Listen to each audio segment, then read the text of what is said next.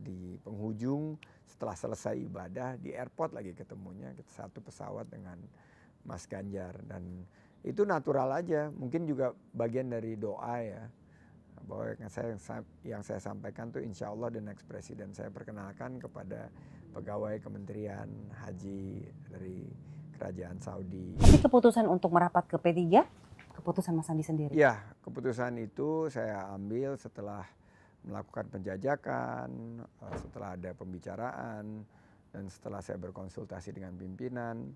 Akhirnya saya yakin, saya melihat bahwa saya bisa bermanfaat dan berkontribusi bagi masyarakat melalui P3. Karena saya juga meniatkan ini sebagai ibadah, sebagai bagian daripada mungkin di usia saya yang sekarang sudah lebih setengah abad kan nih. Jadi masih kelihatan muda. Masih kelihatan muda ya. Terima kasih, terima kasih. Ya, dalam perjuangan itu kan perlu pengorbanan.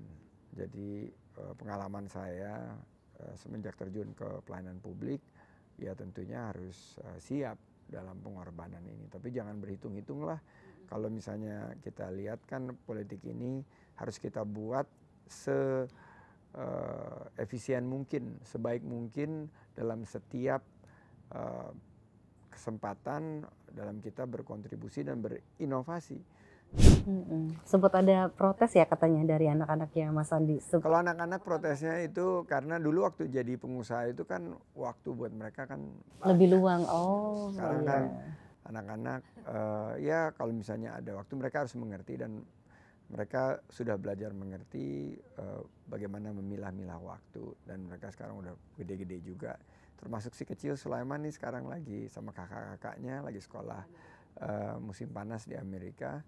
Jadi ya mereka dulu biasanya itu saya selalu yang nemenin. Ya pasti banyak yang memiliki pendapat seperti itu. Dan kalau kita ada di posisi sebagai pejabat publik itu harus kita terima sebagai sebuah kritikan dan masukan. Namun fokus saya adalah menjalankan tugas dan fungsi saya sebagai menteri.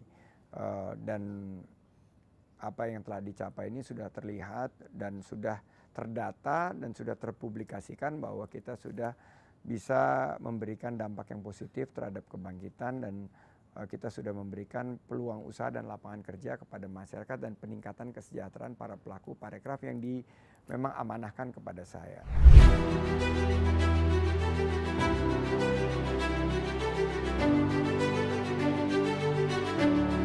Kalau dari sisi Mas Menteri sendiri seberapa cocok kira-kira Anda pas disandingkan dengan Mas Ganjar?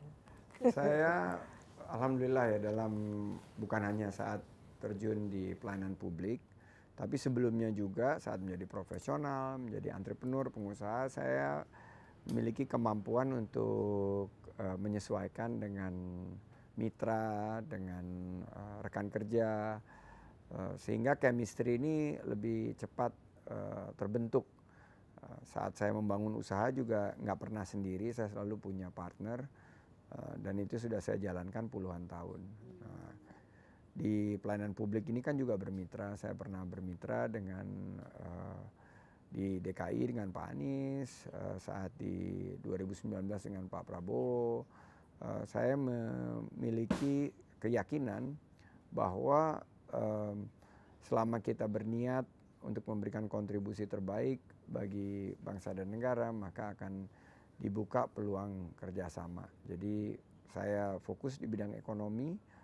Itu memang saya memiliki rekam jejak dan kontribusi yang sudah saya jalankan selama lebih dari 8 tahun ini. Tahun ke-10 saya ada di pelayanan publik.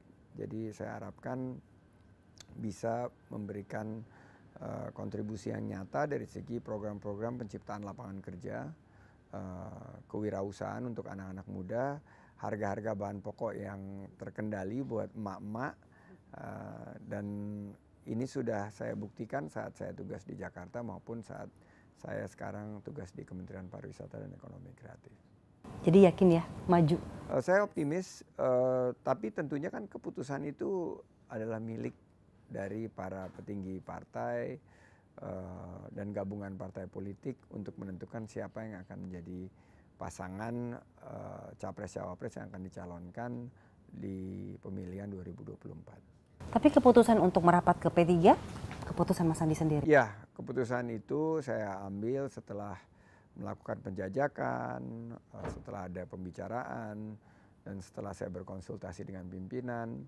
Akhirnya saya yakin, saya melihat bahwa saya bisa bermanfaat dan berkontribusi bagi masyarakat melalui P3. Karena saya juga meniatkan ini sebagai ibadah, sebagai bagian daripada mungkin di usia saya yang sekarang sudah lebih setengah abad kan nih. Jadi Masih kelihatan muda. masih kelihatan muda ya. Saya berharap ini bisa jadi ya mudah-mudahan menjadi Jalan pengabdian ya. jalur pengabdian saya untuk memberikan kesejahteraan kepada masyarakat. Saya sudah sangat mendapatkan anugerah dari Indonesia dan Indonesia sudah memberikan begitu banyak peluang kepada saya dalam membangun usaha, dalam menggerakkan ekonomi. Dari usaha saya yang hanya 3 orang karyawan, sekarang sudah membuka lapangan kerja bagi 30.000 karyawan. Ini akan saya kontribusikan, saya akan sumbangsikan kepada bangsa dan negara melalui pelayanan publik. Sempat ada protes ya katanya dari anak-anaknya Mas Sandi. Kalau anak-anak protesnya itu karena dulu waktu jadi pengusaha itu kan waktu buat mereka kan Lebih luang. Oh sekarang iya. kan anak-anak ya kalau misalnya ada waktu mereka harus mengerti dan mereka sudah belajar mengerti bagaimana memilah-milah waktu dan mereka sekarang udah gede-gede juga. Termasuk si kecil Sulaiman nih sekarang lagi sama kakak-kakaknya lagi sekolah musim panas di Amerika.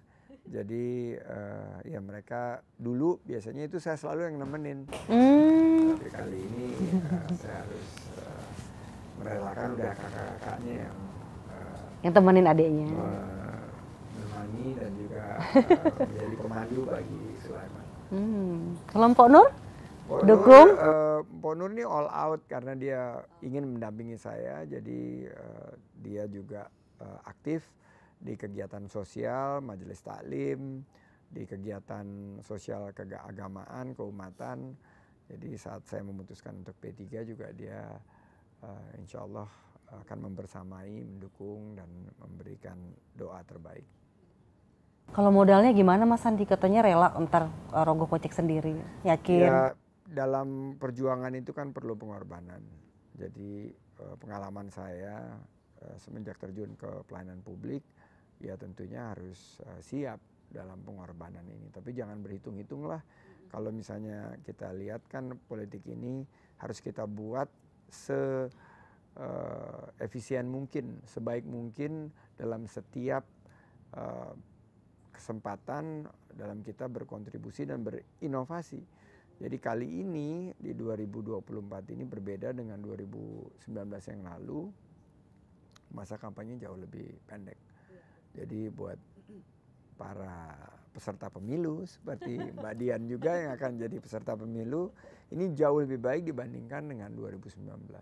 Jadi gunakan kesempatan ini dengan kampanye yang efektif, dengan ada di tengah-tengah masyarakat, dengan memastikan pesan-pesan kunci kita dimengerti oleh rakyat dan kita harus dirasakan bermanfaat. Itu yang akan menjadi kunci sehingga rakyat akan memberikan kepercayaan yang kepada kita.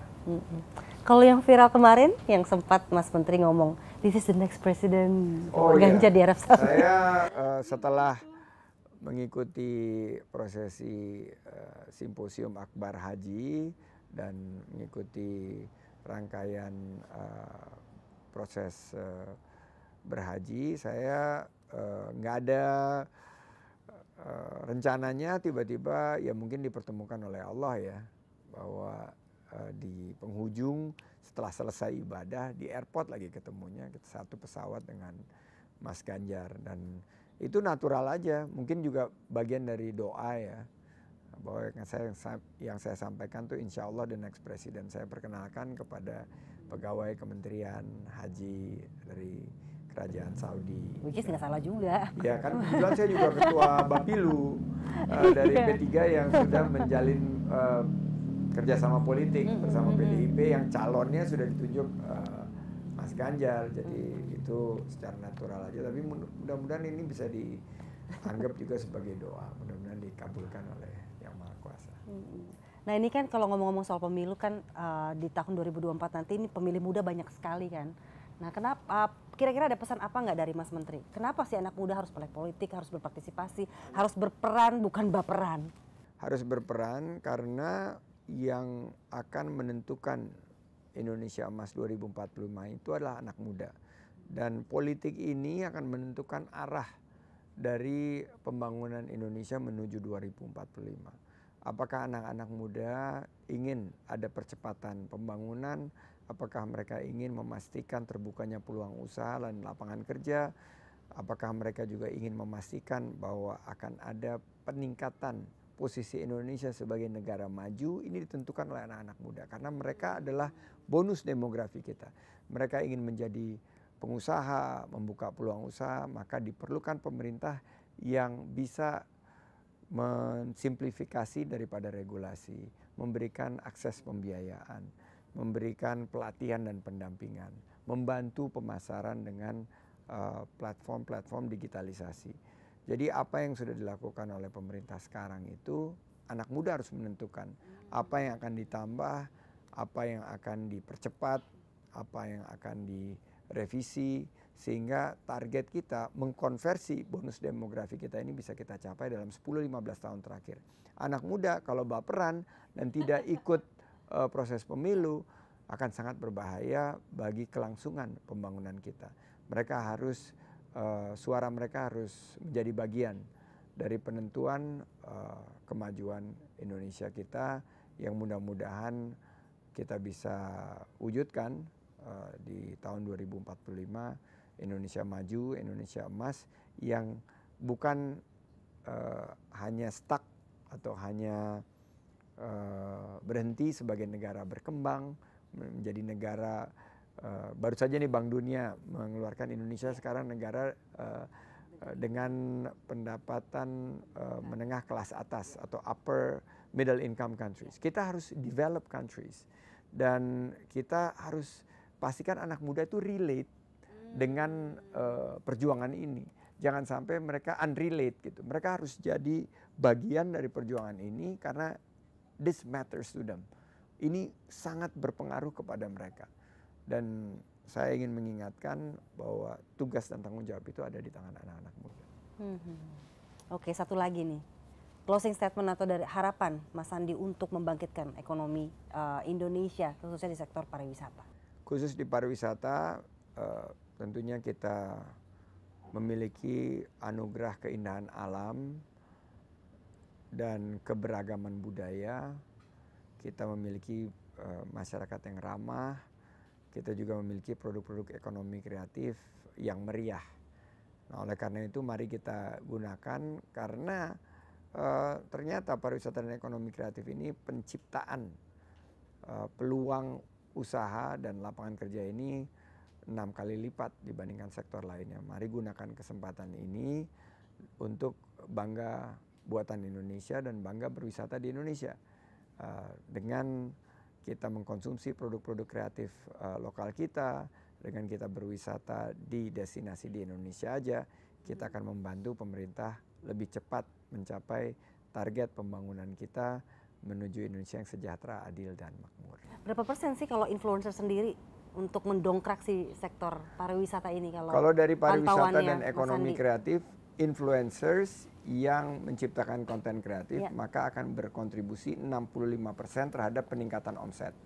Baik omset destinasi wisata maupun usaha ekonomi kreatif seperti kuliner, fashion, produk-produk kria, maupun produk ekonomi kreatif lainnya. Jadi influencers ini memegang peran yang sangat penting dan kita memiliki jaringan yang sangat erat dengan para influencers karena mereka ini aset kita. Mereka jadi duta-duta pariwisata dan ekonomi kreatif kita. Jadi saya juga menyampaikan bahwa jangan sampai ada berita negatif nih tentang pariwisata dan ekonomi Iya, kreatif iya. karena Iya. kita bersaing dengan negara-negara tetangga lainnya, tapi kita juga berkolaborasi.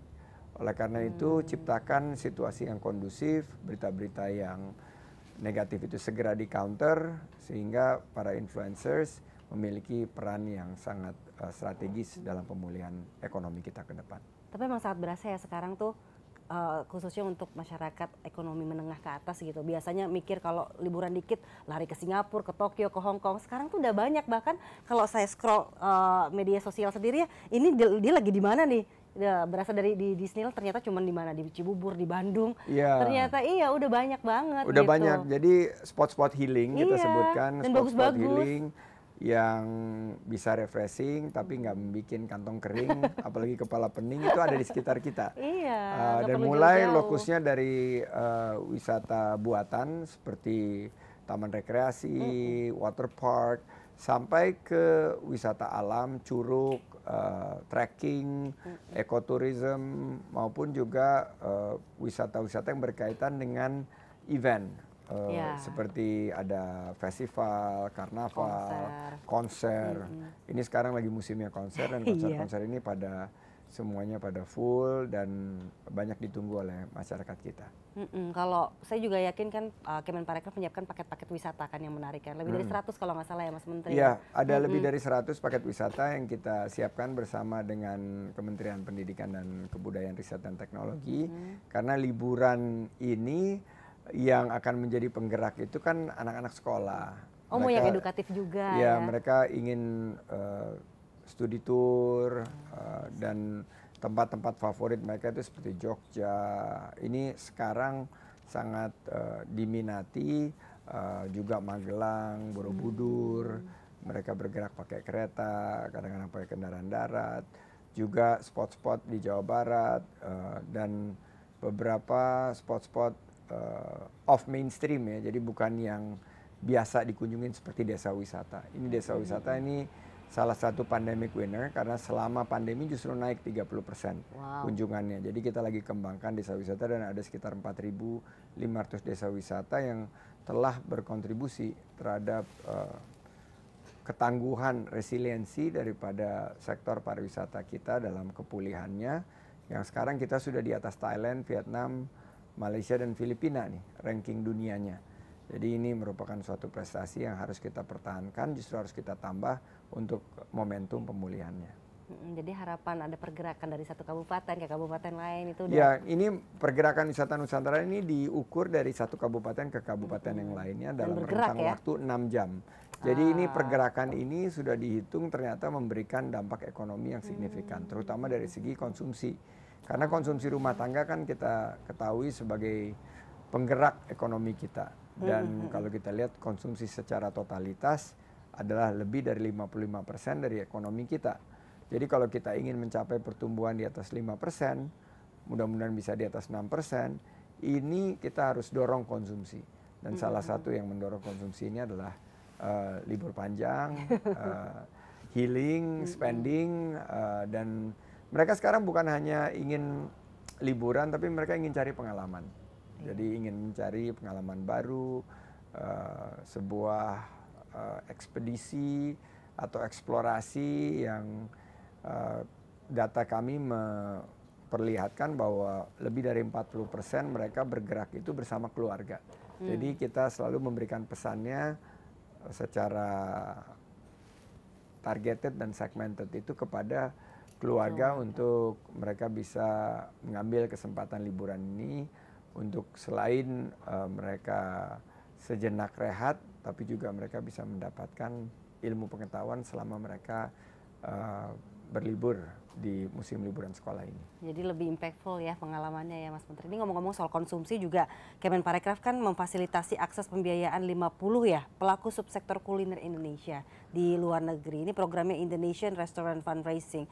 Ini gimana untuk membuka pintu bagi pelaku bisnis kuliner di Indonesia di pasar internasional? Jadi program ini diluncurkan oleh Bapak Presiden Jokowi di Dubai 2020 dan 2021. Nama program besarnya adalah Indonesia Spice Up the World dengan target 2.000 restoran tambahan melengkapi 4.000 restoran Indonesia di luar negeri dan mendukung ekspor rempah kita mencapai 2 miliar dolar. Kan dulu ratusan tahun yang lalu orang-orang Eropa dari mancanegara datang ke Indonesia untuk mencari rempah, namanya spice route.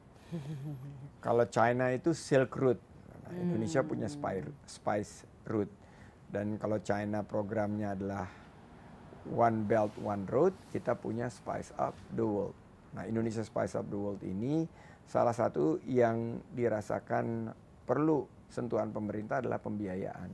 Dan program Indostar yang kami luncurkan adalah memberikan akses pembiayaan kepada 50 Indonesia restoran atau restoran Indonesia, baik yang ada di Indonesia untuk membuka cabang di luar negeri atau yang sudah ada di luar negeri untuk menambah cabangnya.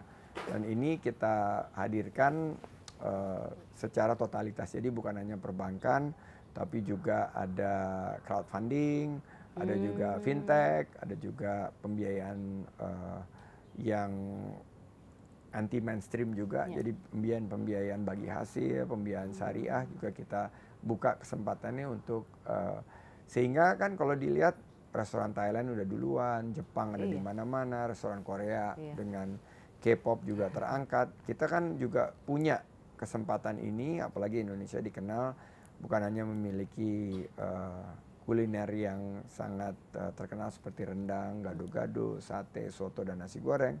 Tapi ini bisa dijadikan ajang promosi juga untuk pariwisata Indonesia. Mas Menteri, kan ini agenda roadshow-nya banyak banget ya. Dan ini juga banyak yang beranggapan bahwa ini nguntungin nih buat Mas Menteri untuk kampanye sekaligus. Tanggapannya gimana? Ya pasti banyak yang memiliki pendapat seperti itu. Dan kalau kita ada di posisi sebagai pejabat publik itu harus kita terima sebagai sebuah kritikan dan masukan. Namun fokus saya adalah menjalankan tugas dan fungsi saya sebagai menteri. Dan apa yang telah dicapai ini sudah terlihat dan sudah terdata dan sudah terpublikasikan bahwa kita sudah bisa memberikan dampak yang positif terhadap kebangkitan dan kita sudah memberikan peluang usaha dan lapangan kerja kepada masyarakat dan peningkatan kesejahteraan para pelaku parekraf yang memang amanahkan kepada saya. Dan saya memerintahkan kepada jajaran untuk melakukan secara pasti pemisahan, deliniasi antara tugas saya di kementerian tidak tercampur dengan tugas saya di partai politik. Saya baru bergabung di partai politik tanggal 14, belum banyak kegiatannya, tapi saya ingin ke depannya bahwa setiap kegiatan ini terpisah dengan jelas sehingga tidak ada dalam tanda petik apa yang dikhawatirkan itu di mana mungkin penggunaan fasilitas negara atau mungkin juga ada kegiatan yang terkontaminasi antara politik dan tugas dan fungsi saya sebagai menteri ini yang jadi kita juga akan pilah-pilah undangan saya. Kalau undangannya sebagai menteri ya tentunya saya harus menjalankan tugas saya sebagai menteri, tapi kalau ini menjalankan tugas di partai politik sebagai ketua Bapilu ya ini harus betul-betul dijalankan untuk dipastikan karena itu juga ada tugas yang sangat berat. Tugasnya sangat berat yang harus saya pastikan saya amanahkan dan saya emban amanah ini dengan penuh etos kerja 4As lah, kerja keras, kerja cerdas, kerja tuntas, dan kerja ikhlas. Satu lagi untuk Mas Menteri nih, Mas Menteri ke pasar pakai peci. Cakep. Pecinya hilang diambil Mpok Nurasia. Jalan-jalan seru nggak usah ke luar negeri. Cakep. Banyak destinasi keren di Indonesia. Jalan-jalan ke Tanah Abang. Cakep. Jangan lupa beli jagung. Cakep. Pariwisata kita sudah semakin berkembang. Cakep. Produk ekonomi kreatif pun harus didukung. Cakep. Thank you banget Mas Menteri untuk waktunya. Semoga sukses selalu dimanapun berada. Semoga bisa bermanfaat terus dan berkontribusi lebih untuk Indonesia pastinya. Makasih banyak. Saya Dian Mirza pamit undur diri. Terima kasih dan sampai jumpa.